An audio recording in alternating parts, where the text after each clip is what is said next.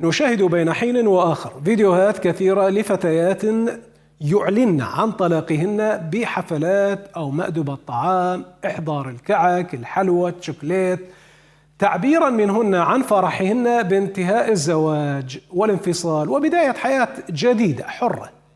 لكن هكذا تصرفات قد تبدو غريبة ومستغربة على الرجل بين قوسين الزوج، في حال لو فعل نفس الشيء وأعلن انتهاء حياته الزوجية بذات الطريقة دون أن يتحكم بعواطفه، كهذا الرجل الذي تناقل المدونون له مقطعا مصورا ظهر في غاية السعادة، أعلن عن ذبح بعير وتوزيعه على الناس. ليش؟ لأنه طلق زوجته فقط، وطلب من الجميع أن يقدموا له التهاني والتبريكات بدلا من أن يحزنوا على انفصاله من زوجته، متمنيا من الرجال أن يحذو حذوه. أعوذ بالله، يعني تشلك من العالم، ايش عليك بالرجال؟ انت اذبح البعير وحير بروحك، ايش عليك من العالم؟ تريد تخرب بيوت الناس؟ تريدهم ينفصلون؟ تنصحهم بيش نصيحة؟ هي هاي نصيحة؟ خلينا نشوف ايش يريد يقول. زلم يا زلم باركولي، طلقتها، طلقت المرأة وخلصت وشمرت عليها الحاضر والغايب، وعلى عناتها الا تزوج وحده عمرها 16 سنة، وباشر اذبح بعير بالمنطقة ووزعه واقولها حلويات كل اللي جرى من ايدك، حلويات خلي منامتك تفيدك، وعلى درب التنفيذ دلوني. باي باي، خلصيت يوم لكم يا زلم، يوم لكم، باي باي. يا زلم باركولي، طلقتها، طلقت المرأة وخلصت وشمرت عليها الحاضر والغايب، وعلى عناتها الا تزوج وحده عمرها 16 سنة، وباشر اذبح بعير بالمنطقة ووزعه واقولها حلويات كل اللي جرى من ايدك، حلويات خلي منامتك تفيدك، وعلى درب التنفيذ دلوني. باي باي. شالعة قلبه طلعت المرة بحيث ايش فرحان لأنه بيقول اتزوج وحدة عمرها 16 سنة. دقم الدشداشة أول مرة الساد واهدى، وبعدين فكر عليك يا أفك وعلى راحتك ولا تستعجل، لا تروح مرة ثانية هم تنفصل. العالم شنو ذنبهم يوميا منفصل عن وحدة؟ لا عمرها 16 سنة. صدق نسيت، يلا ما دام أقروا قانون الأحوال الشخصية المدنية يلا بالعافية. يقول طلقت المرأة وخلصت.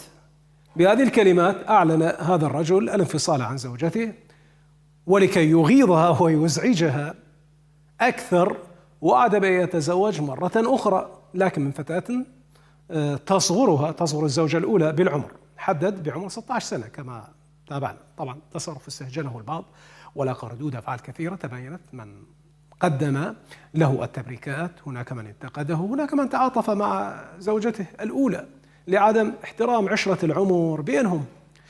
ردود الأفعال والتعليقات والآراء التي جاءت على منصات التواصل، ورقة الطلاق شايلها بيده ويهوس بيها، هسه راح يفرح أكثر من يشوف البرنامج متداول، يقول إيه انتقمت منه وضوجتها بالزايد ويا صباح الجاف.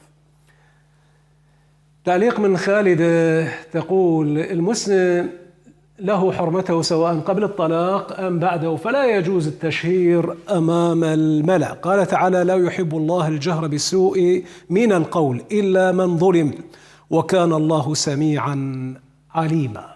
صدق الله العظيم. تعليق آخر من وسام، ألف مبروك، تستاهل كل خير، عاشت إيدك، أنا معك بفكرة الطلاق، الله اللي يعلم شو مسوية بيك، اللي بس ردت تخلص منها وهيش فرحان افتكيت منها، مبروك.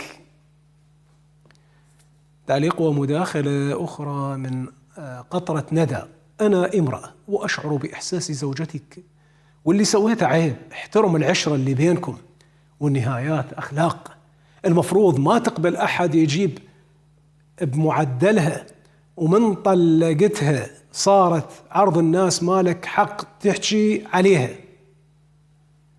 أيضا تعليق من فاضل، عزة ايش صاير بهاي الدنيا مليوصة، الظاهر مو مرة اللي كنت متزوجة بحيث مشوفتك نجوم الظهور وراح تسوي حفلة وتذبح بعير وفرحان، طلقت بس كون ما عندك جهال وما خفي كان أعظم. اي والله. ماما الجميلة تقول تريد بنت 16 سنة، على شنو تقبل بيك؟ أني أقول مبروك لزوجتك، مو إلك طلاق. إيش قد صبورة اللي كانت متحملتك، وشوف رب العالمين شلون ناصرها، هم خلصها منك وهمينا فضحك. تعليق من يوشا: على أساس القانون الجديد يمنع الطلاق، لكنه العكس، شجع الزوج على رمي زوجته وإطفاله والزواج بقاصرات، وكأنه يبدل الجواري. وحتى لو طلبت الزوجة الطلاق بسبب الظلم اللي دا تعيشه، من ينصفها، هذا هو سفاهة المجتمع.